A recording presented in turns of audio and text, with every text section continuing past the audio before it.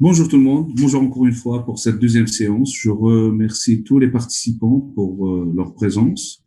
Nous allons entamer aujourd'hui, après cette introduction de la dernière séance, le système immunitaire et son rôle dans la physiologie, dans le fonctionnement, et nous allons voir bien sûr ces dysfonctionnements dans certaines situations, dans les hypersensibilités et d'autres maladies auto-immunes. Nous allons donc commencer par encore un petit rappel sur les organes du système immunitaire. Normalement, on les a déjà vus.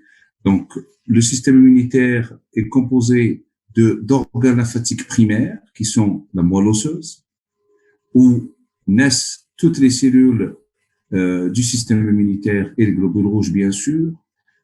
Le deuxième organe lymphatique primaire, c'est le thymus. Le thymus ne produit pas les cellules, mais il les différencie. Donc, toutes les cellules naissent ici, les lymphocytes T, et elles vont aller dans le thymus pour se différencier. Et il est composé d'organes lymphatiques secondaires. La rate, les ganglions lymphatiques, les tonsilles laryngiques, communément appelées les amygdales, et bien sûr, les plaques de Peyer au niveau de l'intestin, et les organes, donc, qu'on appelle aussi des organes lymphatiques diffus. Vous remarquez que que notre organisme est habité par ces ganglions lymphatiques qui permettent la coordination entre les cellules du système immunitaire. Les cellules, donc les composantes de ce système immunitaire, juste pour encore un rappel, il est composé donc d'une immunité innée qui fait appel aux cellules phagocytaires, les cellules des neutrophiles, les macrophages, mais aussi d'autres cellules assez toxiques comme les eosinophiles, les basophiles et les mastocytes, et qui sont en première ligne de défense.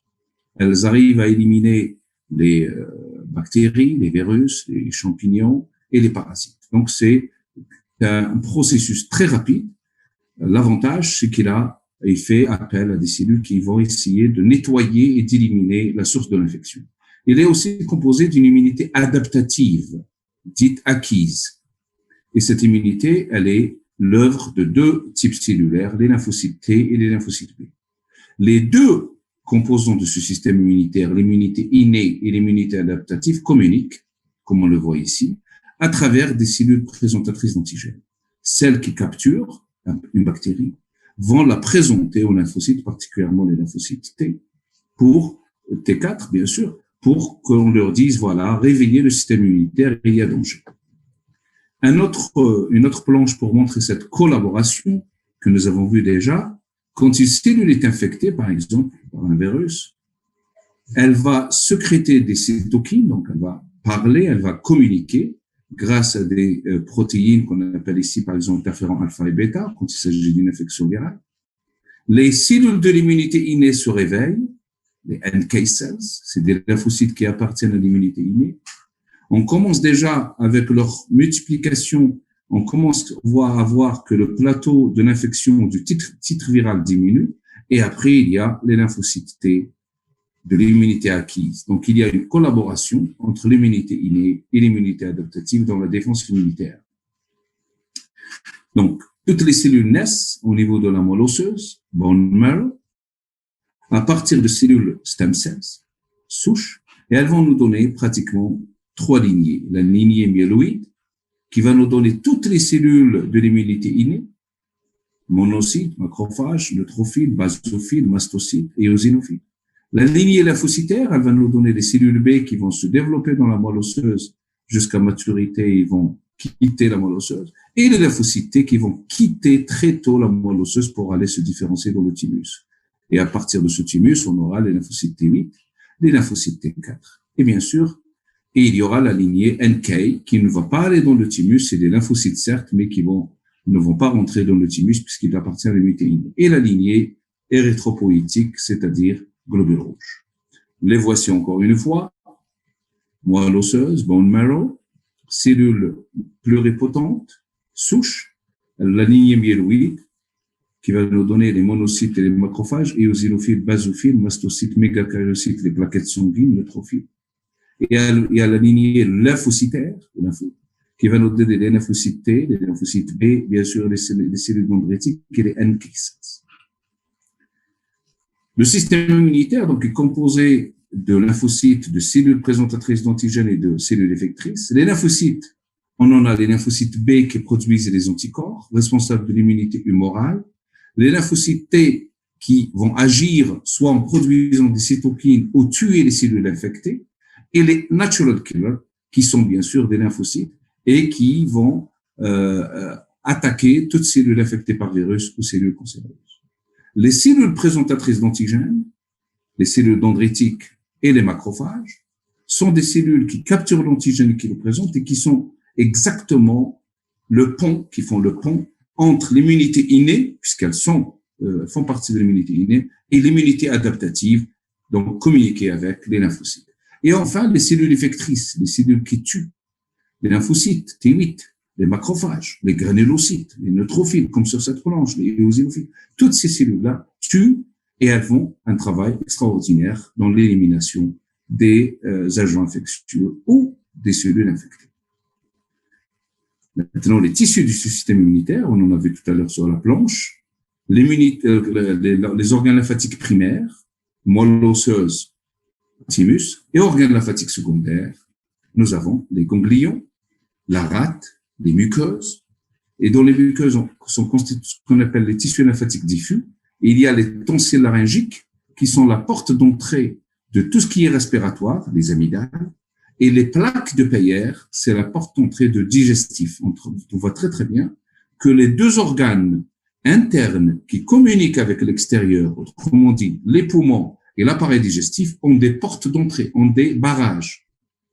Et ces barrages sont pour le respiratoire, les amygdales, et pour l'intestin, les plaques de Peyer. Et c'est là pour contenir l'agent infectieux et envoyer l'information. Elles contiennent, ces tonsilles laryngiques ou les plaques de Peyer, contiennent des cellules T, des cellules B, des macrophages. Tout est organisé, mais à petite échelle. Et enfin, les systèmes cutanés, c'est tout ce qui est épithélium, que ce soit l'épithélium de la peau ou bien sûr l'épithélium respiratoire et digestif. Et vous imaginez que l'organisme, la taille de l'organisme est immense par rapport à la taille des microbes. Donc, il faut que ces épithéliums qui constituent la barrière externe par rapport à l'organisme sont surveillés par des cellules qu'on appelle les cellules dendritiques ou les cellules de Langerhans. Les cellules de Langerhans se trouvent exactement sous l'épithélium, si c'est respiratoire ou digestif, ou sous la peau, et elles vont capturer les germes qui s'aventurent à travers la paroi épithéliale. Ils vont capturer, ces cellules, elles vont phagocyter et elles vont présenter. C'est pour ça qu'on les appelle antigen presenting cells, ou en français, cellules présentatrices d'antigènes. Ces cellules, elles capturent, elles vont quitter l'endroit où elles ont capturé et elles vont aller vers les premiers ganglions lymphatiques.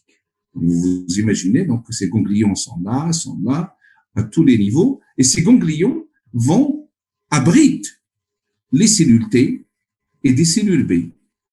Et là, cette cellule qui a capturé l'antigène, elle va le présenter à la cellule T et il y aura une communication. Donc, j'ai dit tout à l'heure, les cellules présentatrices d'antigènes font le pont entre l'immunité innée et l'immunité adaptative. Les ganglions, on les a partout, les voici. Et c'est comme ça que les cellules dendritiques et les macrophages vont parcourir, bien sûr, tout l'organisme pour essayer de trouver des cellules T et à qui elles vont transmettre le message. L'organisme est immense. La peau, on avait dit la dernière fois, elle fait l'équivalent d'une taille de parapluie. L'appareil respiratoire, c'est l'équivalent de 2 mètres carrés, et bien sûr, 2 mètres carrés la peau, pardon. L'appareil respiratoire, c'est l'équivalent d'un terrain de bowling, et l'appareil digestif, c'est l'équivalent d'un terrain de tennis. Et pour ça, les portes d'entrée sont immenses. Vous avez ici, bien sûr, une cicatrice une plaie qui a mal cicatrisé, et donc c'est une porte d'entrée.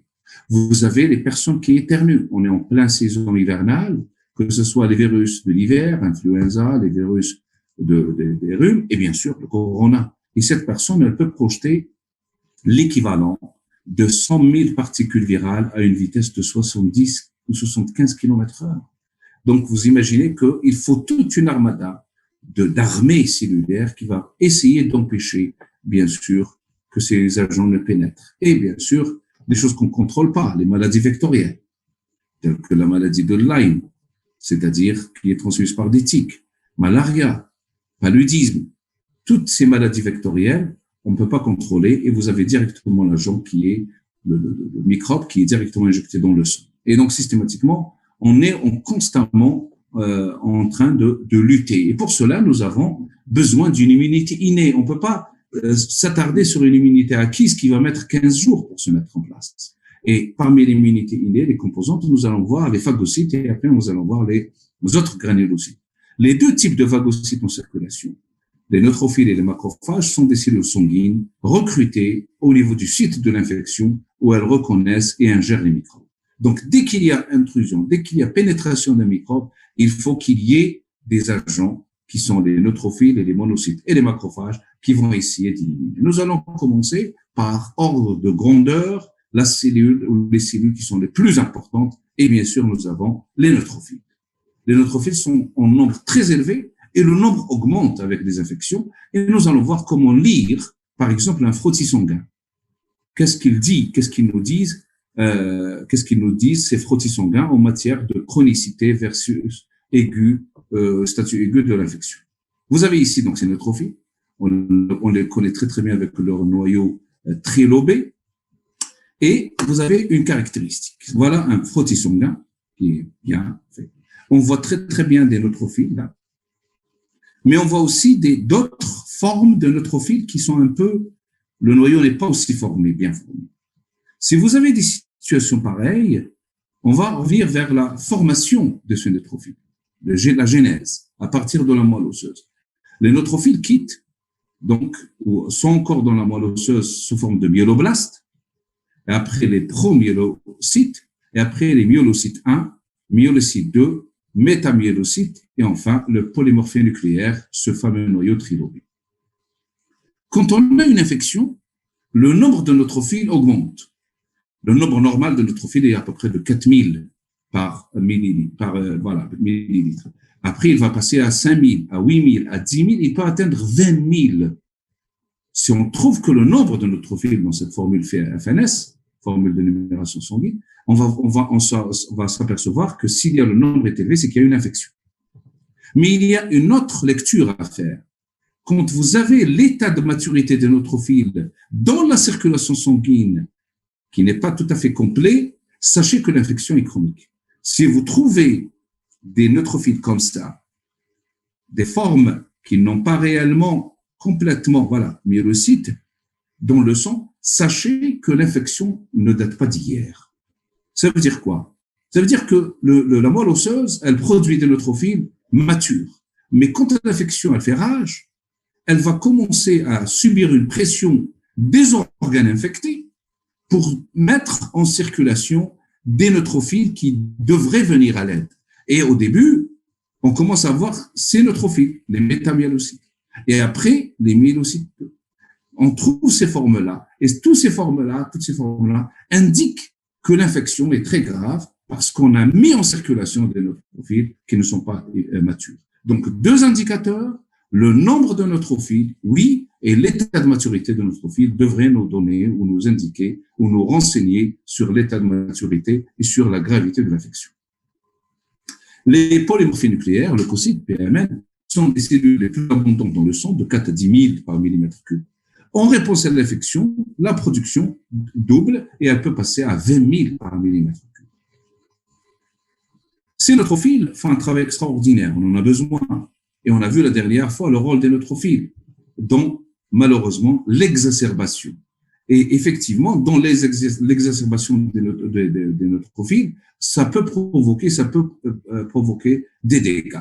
Ici, les neutrophiles sont impliqués dans une maladie auto-immune qui s'appelle le lupus.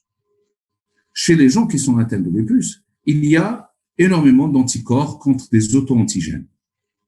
Et l'excès de ces anticorps antigènes, ça veut dire en complexe humain, antigène, anticorps, l'excès va se déposer sur les parois des vaisseaux sanguins. Les neutrophiles sont recrutés parce qu'il y a activation du complément. Arrivés sur le lieu, les neutrophiles ne peuvent pas tout phagocyter et ils vont libérer leur contenu et ils vont provoquer. Ce neutrophile s'appelle un neutrophile frustré. C'est un neutrophile qui n'arrive pas à tout phagocyter. Il croit bien faire en essayant de sécréter des enzymes protéolytiques, mais il va bien sûr provoquer des dégâts. Et ces dégâts, on les trouve ici. Injury of bystander cells and basement membrane. Ça veut dire quoi? Ça veut dire que le dépôt d'antigènes-anticorps, ce complément, ces complexes humains vont se déposer. Les neutrophiles recrutés, recruitment, oui, mais ils vont essayer d'éliminer ces complexes et alors qu'ils vont provoquer une inflammation qui est derrière l'apparition du lupus. Mais on la voit aussi dans d'autres infections. Dans le cas du Covid, et on a vu la dernière fois la planche, l'exacerbation, la charge virale, il y a recrutement de neutrophiles, de macrophages, libération de cytokines inflammatoires, un panel de cytokines, et les neutrophiles qui vont essayer d'éliminer le maximum, ils vont déverser, et c'est pour ça que il faut, dans ce cas-là, prendre des produits immunomodulateurs. Dans les immunomodulateurs, nous avons par exemple les extraits d'olivier qui contiennent des molécules telles que l'européine et oléacine et des substances antioxydantes qui vont limiter l'exacerbation de la réponse immunitaire, l'excès, cette dégranulation qui va provoquer. Dans la logique du neutrophile, il a bien fait. Pour lui, il a éliminé la source. Mais en réalité, il a provoqué des dégâts, donc des dommages collatéraux. Donc, ces produits aident généralement à diminuer l'exacerbation de cette réponse immunitaire. Et donc, il y aura un peu, on ne va pas commencer par des corticoïdes parce que les corticoïdes vont baisser la réponse immunitaire. On veut des immunomodulateurs et les produits, par exemple, que nous avons dans les extraits de l'arbre de l'olivier, que ce soit les feuilles d'olivier ou l'huile d'olive, vont permettre de diminuer de cette exacerbation. Et vous avez ici, donc, cette planche. Donc, vous avez les antigènes et les anticorps, dans le cas du lupus. Vous avez le recrutement de neutrophile après l'activation du complément, voilà, qui vont venir, vont essayer d'éliminer, ne pouvant pas, et ils vont provoquer une destruction, une inflammation irréversible qui peut avoir des conséquences fatales. Donc, ces neutrophiles-là, on en a besoin, le nombre augmente, tout à fait normal, mais il y a des situations où des patients souffrent de neutropénie, c'est-à-dire de chiffres de nombres faibles. Alors, quand est-ce qu'on parle de neutropénie et quand est-ce que le danger devient réellement, se fait sentir? La prévalence de la neutropénie, si on fixe le seuil de 1000 éléments par microlitre, est de l'ordre de 1 sur 1000, donc elle est déjà faible. Elle est sensiblement plus élevée à 0,5 chez les sujets d'origine africaine. Classification de la gravité. Neutropénie normale, moins de 2000 neutrons par microlitre. Risque minime d'infection. Vous imaginez que moins on a de neutrophiles, plus on est exposé à l'infection. Parce qu'elles sont les premières cellules en ligne de défense. Neutropénie légère, de 1000 à 1500. Donc on est déjà un peu sous la barre. Risque léger d'infection. Neutropénie modérée, de 500 à 1000. Donc, on est sous la barre de 1000, risque modéré d'infection, et neutropénie sévère, moins de 500 neutrons, ça veut dire risque sévère. Vous imaginez que on ne peut pas se permettre d'avoir des neutropénies en ces temps d'hiver et en ces temps de Covid-19. Et enfin, une agranulocytose avec un nombre de neutrophiles inférieur à 100. Ces gens-là sont réellement en risque grave d'une infection, voire de décès. Le diagnostic de neutropénie est porté devant un chiffre de polymorphie nucléaire neutrophile inférieur à 1700. Tenons compte des variations mineures possibles, les neutropénies pathologiques sont habituellement en dessous de 1500. Si le chiffre descend en dessous de 1500, on peut commencer à parler de neutropénie. La notion de neutropénie relative, inversion de la formule, désignant la diminution du pourcentage de PMN doit être bannie. C'est vrai? Il faut compter le nombre de neutrophiles et non pas relativiser le nombre par rapport aux monocytes et d'autres cellules. Non, il faut tenir compte du chiffre absolu et non pas dire oui, il a, mais parce que les autres cellules ont diminué. la neutropénie doit être calculée en chiffres absolus. Une agranulocytose, qui est dégâts, c'est la disparition des neutrophiles du sang. Hormis la granulocytose induite par certaines chimiothérapies, c'est pour ça que les gens qui font des chimiothérapies sont susceptibles à des infections, en danger, parce que la chimio a tué les cellules cancéreuses, mais d'autres cellules aussi. Toutes les chimiothérapies n'induisent pas réellement des neutropénies sévères. Cette circonstance est devenue rare, en particulier la granulocytose médicamenteuse a virtuellement disparu avec le retrait de médicaments qui en étaient la cause. Le thème des neutropénies reste toutefois une problématique importante, car cette anomalie est fréquemment observée et potentiellement grave du fait du risque d'infection. La signification d'une neutropénie reste toutefois d'inégalité importante, car elle s'intègre dans 3 cadres très différents, pouvant chacun évoluer dans le contexte soit de la médecine générale, soit de la médecine hospitalière. 1. Les neutropénies modérées, comprises entre 1700 et 1000, le plus souvent stables, asymptomatiques, de nature bénigne, où la difficulté sera surtout de rassurer le patient et de limiter des enquêtes diagnostiques excessives ou des surveillances inutiles. Donc, on peut toujours avoir des valeurs entre 1000, 2000 et 3000, mais ce n'est pas aussi alarmant et ça vient de stresser le patient. Les neutropénies sévères, inférieures à 500 par millimètre cube, pour l'essentiel dominées par des neutropénies induites par les traitements anticancéreux. Ces neutropénies peuvent mettre en jeu le pronostic vital chez des malades potentiellement rendus vulnérables par leur isolement domicile et les comorbidités. Donc, si on a des situations similaires dans le cas du Covid, qui, bien sûr, ça va encore s'aggraver par l'isolement, par tout ce qui est maintenant ce confinement, et les comorbidités, il faut quand même faire attention. Les neutropénies d'accompagnement associées à d'autres symptômes, fièvre, sueur, perte de poids, arthralgie, syndrome sec, cils cutanés, en rapport avec une maladie infectieuse, une maladie auto-immune ou une pathologie tumorale. Donc là, il faut quand même faire un diagnostic différentiel pour essayer de trouver la cause. La découverte de cette granulocytose congénitale se fait dans la majorité des cas lors d'un syndrome infectieux néonatal. Le déficit en neutrophiles favorise non seulement la survenue d'infections bactériennes et fongiques, mais il en modifie aussi l'expression de l'évolution vers la nécrose tissulaire. C'est normal, si on a une agranulocytose surtout congénitale, vous imaginez que les infections néonatales seraient prédominées par des infections bactériennes et fongiques. Peut être localisée, cutanée, ORL, stomatologique. La stomatologie est la spécialité médicale et chirurgicale qui couvre l'étude de la cavité buccale et des tissus attenants.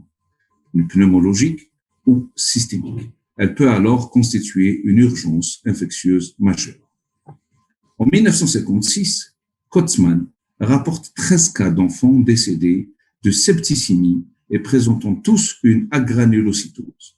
Le syndrome qui porte son nom est encore appelé neutropénie congénitale sévère ou agranulocytose infantile. C'est une maladie autosomale, récessive, rare. En effet, sa prévalence dans la population générale est de 1 à 1,7 cas pour 333 300 habitants, soit une incidence annuelle d'environ 1 cas pour 250 000 naissances. Elle est rare, mais elle est quand même assez grave, voire mortelle. La neutropénie est-elle sévère, inférieure à 500 ou pas? Ce paramètre conditionne le risque infectieux, quelle que soit la cause sous-jacente, et donc le degré de réactivité. Les personnes qui souffrent de neutropénie modérée, voire sévère, s'il n'y avait pas cette pandémie de Covid, on aurait peut-être pu dire, voilà, elles pourront peut-être reprendre et le nombre de neutrophiles pourrait augmenter. Mais on ne peut pas prendre ce risque maintenant. Il faut qu'elles s'isolent, il faut qu'elles fassent très attention, parce qu'une infection serait quand même presque fatale. La neutropénie est-elle associée à un syndrome infectieux ou non? Ce paramètre conditionne l'urgence, parfois vitale, surtout si le contexte laisse prévoir une durabilité de la neutropénie, chimiothérapie par exemple, ou l'association à une thrombopénie, le risque hémorragique est aggravé par l'infection. Déficit congénitaux avec défaut de phagocytose. Parmi les déficits immunitaires, certains sont liés à un défaut de phagocytose. Donc, on a des neutrophiles, mais malheureusement, ces neutrophiles ne peuvent pas phagocyter. Le déficit en élastase, exclusivement produite dans le pancréas, elles sont diffusées dans le corps où elles ont un rôle immunologique, attaquent des parois externes des bactéries et elles catalysent et l'hydrolyse de l'élastine. Déficit responsable d'anomalies pulmonaires et de susceptibilité aux infections, neutropénie cyclique. Donc, c'est des enfants, malheureusement, quand on dit congénital, donc qui naissent avec des déficits de phagocytose et il n'y a pas, malheureusement, une prise en charge de l'infection. Maladie granulomateuse chronique, un syndrome clinique caractérisé par un danger de vie récurrent avec des infections de Staphylococcus aureus, de Proteus ou de Pseudomonas, a été identifié pour la première fois dans la littérature pédiatrique entre 1954 et 1960. Les mécanismes pathologiques responsables de cette situation sont devenus évidents quand il a été démontré que les neutrophiles d'un patient masculin étaient incapables de tuer in vitro les Staphylococcus aureus. Donc, ces gens-là ont des neutrophiles, mais qui sont incapables de phagocyter. Si elles sont incapables de phagocyter, elles sont pratiquement aucun rôle à jouer dans l'infection et malheureusement, l'infection va prendre le dessus. C'est une maladie héréditaire caractérisée par un défaut de la destruction des bactéries et des champignons phagocytés par des polynucléaires, les nucléaires et les macrophages liés à une anomalie de la NADPH, oxydase productrice de radicaux libres et d'oxygène.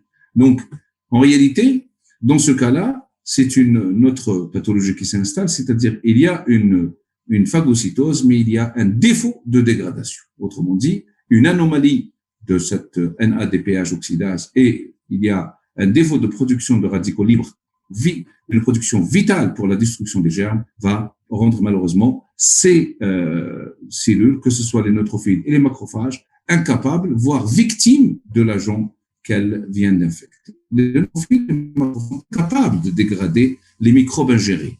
Le système immunitaire va essayer de compenser ce déficit en recrutant plus de cellules, plus de neutrophiles, plus de macrophages, et en activant les lymphocytes, ce qui va permettre le recrutement de plus de macrophages encore.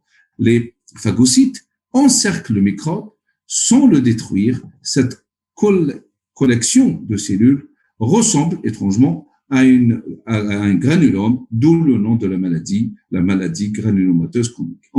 En effet, dans le cas d'un granulome tuberculeux, on a une bactérie, donc la Mycobacterium tuberculosis, qui rentre, elle est phagocytée par les macrophages. Les macrophages deviennent incapables de la détruire.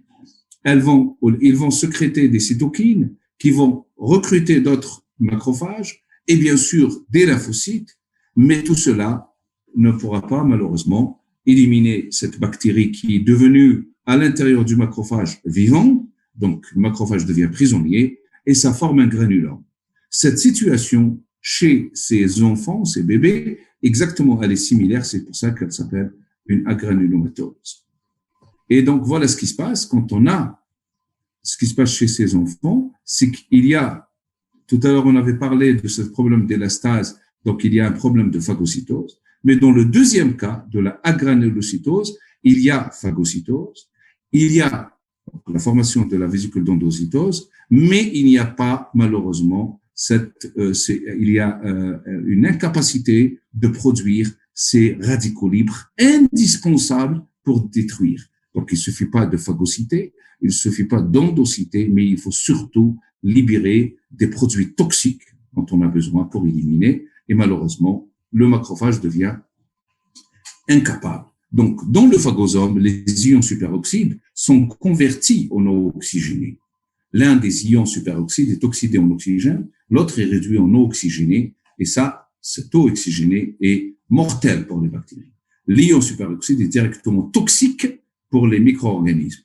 L'arginine plus inducible nitrisoxyde synthétase, nitricoxyde, aussi permettrait d'éliminer. Alors, ces enfants souffrent de ce déficit et donc ne peuvent plus dégrader les germes qu'ils ont phagocytés. Donc voilà, exactement, on est dans cette situation et malheureusement, la libération des radicaux libres ne se fait pas. Et enfin, on terminerait par, donc pour les neutrophiles, par un syndrome qui s'appelle Chidiac-Higashi. Le syndrome de Chidiac-Higashi est une maladie génétique rare, transmise selon un mode autosomique, donc ce n'est pas uniquement sur les chromosomes sexuels, récessifs, qui affecte la synthèse et la maintenance de granules de sécrétion, lysosomes, mélanosomes, de différents types cellulaires, les leucocytes, les neutrophiles, les monocytes, les neutrophiles. Donc, et les neurones. Donc, finalement, c'est un problème qui touche toutes les cellules, mais comme on est en train de parler de neutrophiles, nous allons voir un peu ce syndrome. Ces granules sont de taille plus importante, formant des mégagranules, ce qu'on appelle les corps de Chidiac, et qui permettent de confirmer le diagnostic de cette maladie. Ces différentes perturbations sont dues à la mutation d'un gène qu'on appelle LIST, codant pour la protéine CHS. Les patients subissant malheureusement cette maladie présentent une espérance de vie de 10 ans. Cette maladie associe à un albinisme oculocutané partiel, cheveux blancs, argent, peau et yeux clairs, et un défaut d'activité cytotoxique des lymphocytes T et des NK cells. Donc, ils sont pratiquement désarmés vis-à-vis des infections. Donc, il s'appelle lysosomal trafficking regulator. Et voici malheureusement ces enfants caractéristiques de ce syndrome de Chidiac-Higashi, des cheveux blancs argentés et des yeux presque rouges ou très clairs. Ces enfants, malheureusement, ont une espérance de vie de 10 ans. Voilà en ce qui concerne donc ces neutrophiles qui ont justement ce problème de parfois de phagocytose, où il y a phagocytose mais un problème de fusion, où il y a fusion mais un problème de production des produits très toxiques, ce qu'on appelle les radicaux libres. Donc les neutrophiles, on en a besoin, comme ici, vous voyez très très bien, quand il y a une infection locale, que ce soit au niveau des poumons, au niveau du foie, au niveau des reins, le macrophage résident, les macrophages qui résident dans le foie ou dans les poumons, qu'on appelle par exemple le macrophage alvéolaire, capturent, ils vont faire le premier pas, ils vont capturer le germe. Ces macrophages vont sécréter des cytokines, moyens de communication, TNF, alpha et l'interleukine 1. Les neutrophiles circulant en nombre déjà de 2000, 4000 vont percevoir le message et ils vont venir à l'aide. Voilà. Jusqu'à ce qu'ils arrivent à s'accrocher à la paroi endothéliale, donc le vaisseau sanguin, et ils vont passer entre deux cellules endothéliales, ce qu'on appelle le phénomène de diapédèse, pour venir apporter de l'aide. Ils arrivent sur le lieu, ils vont commencer à phagocyter, leur nombre va passer de 4000 à 8000, à 10 000, à 12 000, à 20 000, en fonction de l'infection.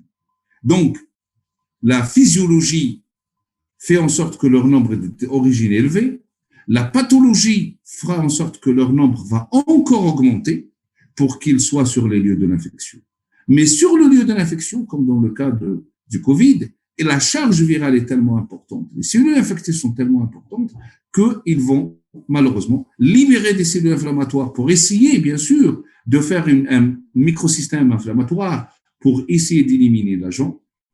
Mais là, il y aura des conséquences sur l'organe lui-même, tel que par exemple les poumons.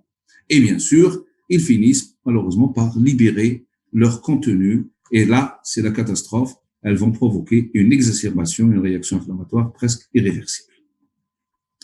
Donc, pour les granulocytes, donc on a parlé de neutrophiles, il y a les éosinophiles et il y a les basophiles que vous voyez ici. Donc, c'est des cellules qui sont très toxiques et qui agissent très rapidement.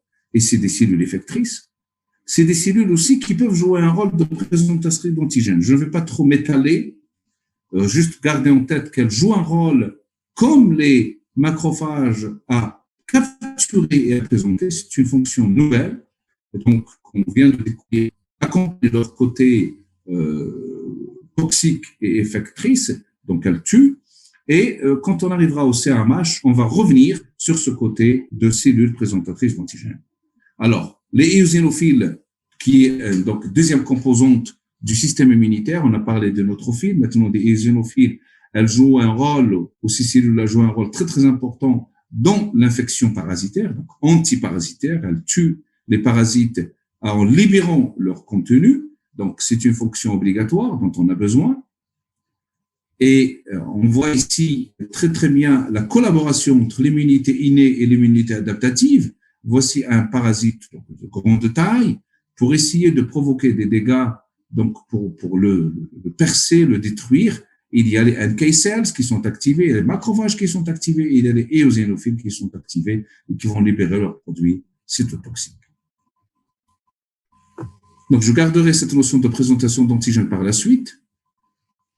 On associe souvent les granulocytes et éosinophiles à la lutte contre les infections parasitaires, puisqu'ils se multiplient dans ce cas de figure et détruisent des parasites au moins in vitro. Mais leurs propriétés inflammatoires peuvent avoir des effets délétères pour l'organisme, notamment dans les situations d'allergie et d'asthme. Donc, le principe de ce module, de ces conférences, c'est de vous montrer la physiologie et la pathologie face à face. Donc, j'ai essayé de faire ce cours spécialement pour vous montrer la fonction normale d'une cellule et bien sûr, malheureusement, le dysfonctionnement de cette cellule et ses conséquences. Donc, les éosinophiles, on en a besoin, antiparasitaires, un travail extraordinaire, mais malheureusement, ces cellules-là sont impliquées dans des situations d'asthme et d'allergie. En voici un cas. Respiratoire, par exemple. La personne est allergique à un allergène donné. L'allergène pénètre, il est pris par les cellules dendritiques.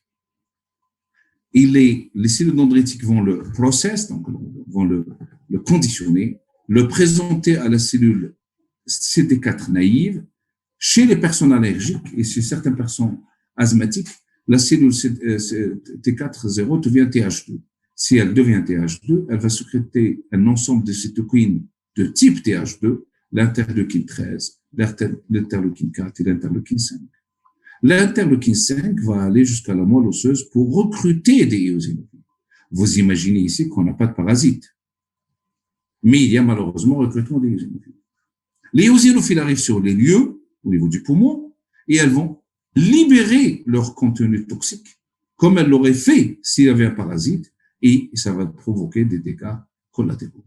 L'interleukine 4 sera perçue par les cellules B, et les cellules B deviennent sécrétrices d'IgE. Les IgE vont s'installer sur les mastocytes tissulaires, et une fois encore, si l'allergène va venir, il va provoquer une activation, colossactivation des anticorps qui vont provoquer la dégranulation et la production d'histamine et libération d'histamine. Tout ceci va provoquer une situation grave, locale, bien sûr, dans le cas d'une allergie, par exemple, pulmonaire. Voilà. L'allergène rentre, il est pris, là on ne le voit pas, mais il est pris par les cellules présentatrices d'antigènes qui vont permettre le switch de cellules TH0 à TH2. Les cellules TH2 vont libérer l'interleukine 4, granulocyte, monocyte, co-stimulatory factor, et l'interleukine 5. Et l'interleukine 5 va quitter les poumons pour aller dans la moelle osseuse, bone marrow, et il va demander la production de éosinophiles. Et vous voyez très bien qu'il n'y a pas de parasite ici. Mais malheureusement, c'est le cas. Les éosinophiles quittent la moelle osseuse, arrivent au niveau du poumon, ils vont passer par diapétèse et grâce à des chymokines, Rantis, Eotaxin, MCP1, et ils vont rentrer.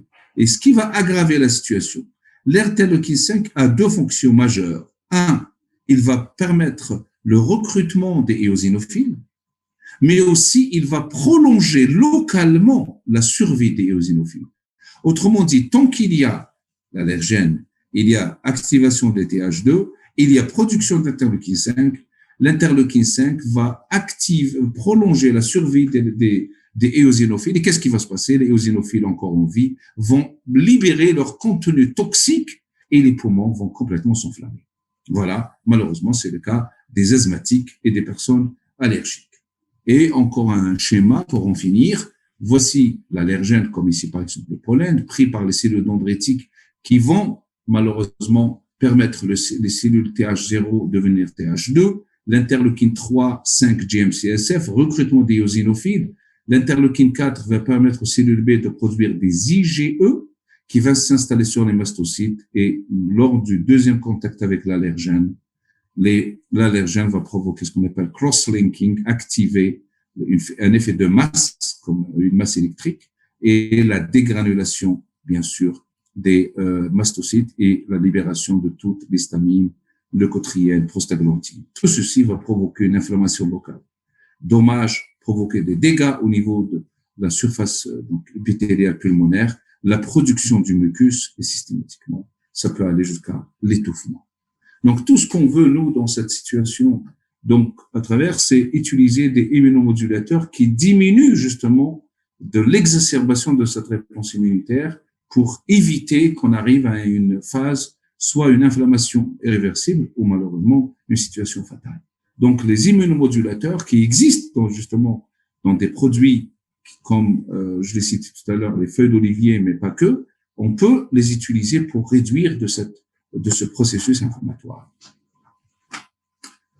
Donc, on a vu les neutrophiles, on a vu les éosinophiles, et nous allons voir maintenant les monocytes comme un élément aussi important dans la réponse immunitaire innée. Ils sont moins abondants que les neutrophiles, on en trouve dans 500 et 1000 par millimètre cube. Les monocytes qui pénètrent les tissus survivent dans les sites pour une longue période ou se différencient en macrophages. Donc, il y a deux mots qui viennent nous interpeller. On va relire. Les monocytes qui pénètrent les tissus survivent dans les sites pour une longue période où ils se différencient en macrophages. Donc, le monocyte dans le sang passe dans les tissus, il devient macrophage. Est-ce que le macrophage va devenir monocyte? Non, c'est one way. Monocytes sanguins, macrophages tissulaires. Les monocytes sanguins et les macrophages tissulaires sont deux états de la même lignée. C'est deux faces de la même pièce. Les voici. Les monocytes naissent au niveau de la malle osseuse, bone marrow, sous forme de monoblastes. Ils passent dans le sang, ils sont des monocytes. Vous avez ici la microscope photonique, le microscope électronique. Passant dans les tissus, ils deviennent des macrophages. Et les macrophages vont s'activer, ils sont très actifs, et ils font. Les macrophages, on en a partout. On a des macrophages au niveau des reins, qu'on appelle les mésangiales. Ici, au niveau du foie, qu'on appelle les cellules de Kapfer. Les cellules de Kapfer ne sont que des macrophages résidents au niveau du foie. Au niveau du rein, on appelle les mésangiales. Au niveau des poumons, on appelle les macrophages alvéolaires. On en a besoin ces temps-ci. Au niveau qu'on appelle les histiocytes. Au niveau du cerveau, système cérébral, on a des macrophages qui ont même pris la forme, qu'on appelle les microglies. Ce n'est que des macrophages résidents. Les macrophages de la rate et bien sûr les macrophages au niveau des ganglions lymphatiques. Ces macrophages, on en a vu tout à l'heure, sont les macrophages qui donnent l'alerte. Ils résident au niveau de l'organe et s'il y a une infection de l'organe, ils vont capturer et ils vont demander de l'aide à qui? Aux neutrophiles. Comme ça, il y a une collaboration déjà du système immunitaire inné. Vous les avez ici, tous les macrophages. Number one, au niveau du sang, monocytes. Au niveau du foie, les cellules de Kapfer. Au niveau des reins, les mésangiales phagocytaires. Au niveau des osseux, les histiocytes, les synoviales A, les ostéoclastes qui permettent aussi à l'os de s'allonger. Et enfin, on a 5, 6, 7 au niveau de la rate, poumon et bien sûr au niveau du cerveau, microglie. On a vu une expérience pour voir un peu le rôle de ces macrophages et qu'est-ce qu'ils peuvent comme aider à éliminer l'agent infectieux. On a pris deux souris. Une souris à qui on a injecté par voie intraveineuse un liquide clair et une autre souris à qui on a injecté un liquide qui contient des particules de carbone. Au bout de quelques minutes, on a sacrifié les deux souris et on a remarqué que celle qui a reçu les particules de carbone, tous les organes qui contiennent des macrophages sont devenus noirs, y compris l'intestin. Ça veut dire quoi? Ça veut dire que si on a une infection ou si on a une intrusion d'un germe, les macrophages vont, tissulaires, par là où il passait le sang, vont essayer de phagocyter pour éviter que ce microbe n'aille plus loin. C'est un peu le cas de Covid. Il y a une présence de macrophages très, très importante, et c'est tout à fait normal, qui, bien sûr, va se faire aider par les neutrophiles, à condition que la balance soit respectée. Sinon, ça peut basculer dans un autre sens. Maintenant, quand un macrophage lui-même est victime d'infection, ça, c'est très beau pour voir un peu le côté extraordinaire de cette fonction du système immunitaire, à condition qu'on le laisse travailler. qu'un système immunitaire fonctionne correctement. Voici un macrophage qui a capturé. Et capturé, vous avez toujours des vésicules, des membranes qui entourent le microbe. Voilà, il est bien emprisonné. Mais malheureusement, il a été victime d'une infection en même temps. Qu'est-ce qu'il fait? Ce macrophage ne va pas penser à lui-même. Il va alerter la réponse immunitaire spécifique en présentant le bout, il a dégradé, à la cellule T4. La cellule T4, elle va lui sécréter des cytokines, l'interféron gamma, pour qu'il détruise ce qu'il a infecté. Et aussi, elle va sécréter l'interféron gamma pour activer et alerter tout le système immunitaire. Parce que le macrophage résident est le premier à agir. Quand vous avez une hépatite, le virus de l'hépatite se trouve déjà dans le foie, c'est le macrophage, les cellules de Kapfer, qui vont prendre en charge. Mais après, ils vont essayer de présenter et d'activer. Et qu'est-ce qu'il va faire de cette infection? Puisque lui-même, il est victime cette fois-ci, il va se présenter à la T8. Donc, il présente ce qu'il a capturé à la T4, c'est un MH classe 2. Et il présente l'agent qu'il a infecté à la T8. Et là, il dit à la T8, tuez-moi. C'est très beau, hein?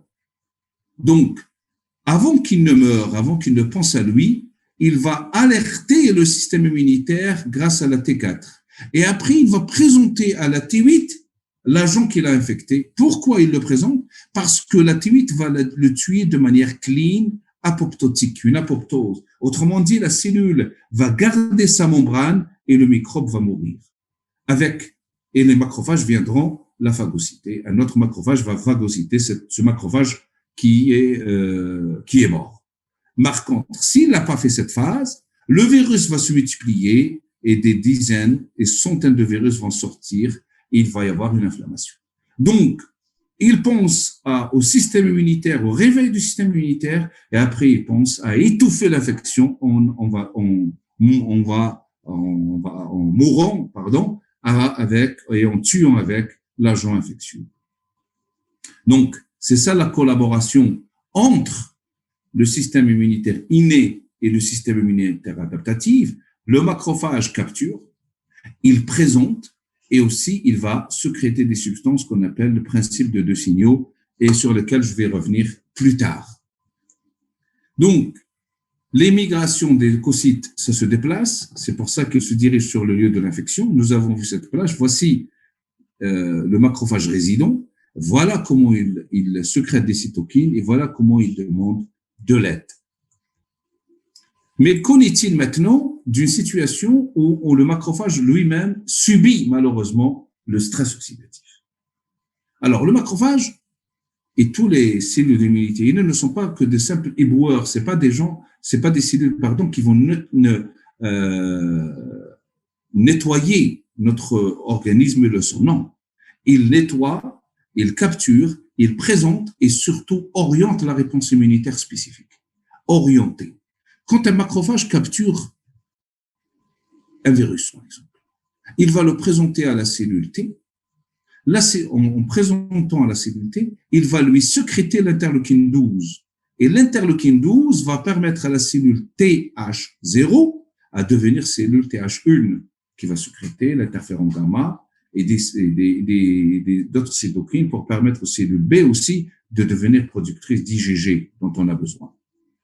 Quand le macrophage capture un parasite, il va certes le présenter, mais il ne va pas sécréter l'interleukine 12 en s'empêchant de cette interleukine 12, de sécréter l'interleukine 12, la cellule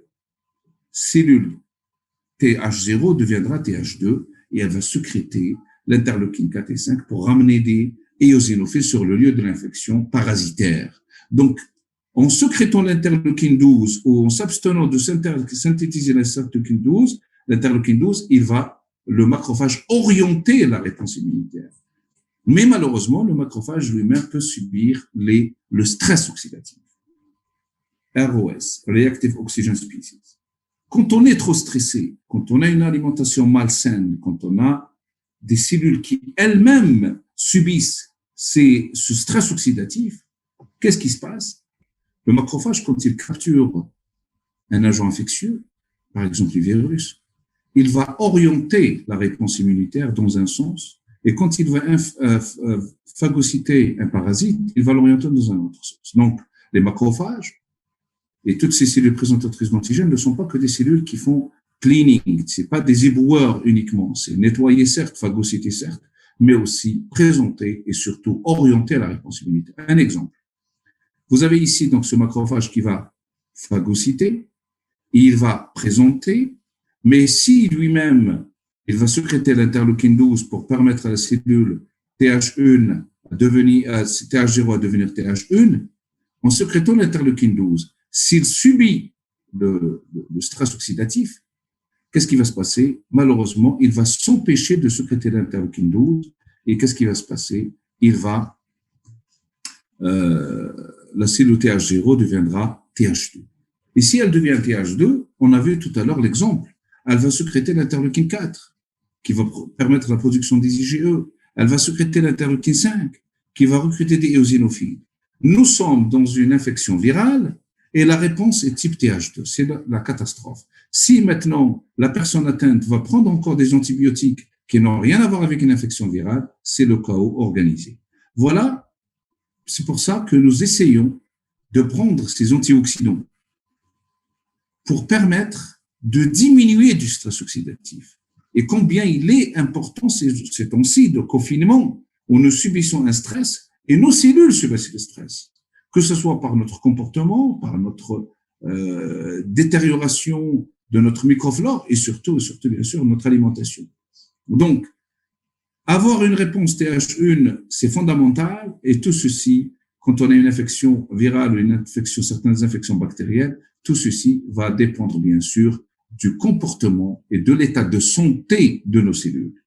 Et l'état de santé de nos cellules, il faut quand même l'accompagner avec des molécules, et non pas des médicaments tout le temps, mais des molécules qui permettent une immunorégulation. Voilà cet effet de réponse TH et TH2 pour ne pas me répéter. Je vous remercie pour votre attention.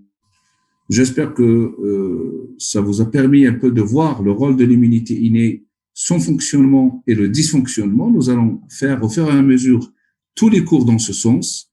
Quelle est la physiologie et la pathologie? J'espère, c'est sûr que vous avez des questions. Nous allons bien sûr, avec les responsables de VitaSuite, faire peut-être une conférence live où vous allez me poser des questions. Je vais vous remettre les polycopiés, donc en conséquence. Les polycopiés, vous allez recevoir immunité, physiologie normale et après immunopathologie, déficit immunitaire, mais c'est une lecture que vous allez faire facilement avec ces diapos. Et peut-être on aura à vous envoyer quelques questions, non pas pour vous tester, c'est des QCM, mais pour avoir un feedback, pour nous améliorer dans les prochaines conférences. Donc, je vous poserai peut-être à partir de la 3e conférence, on va faire un petit break et nous allons faire une séance live, si les conditions vont le permettre, pour pouvoir répondre à vos questions. Je vous remercie encore une fois et j'espère vous revoir la prochaine séance.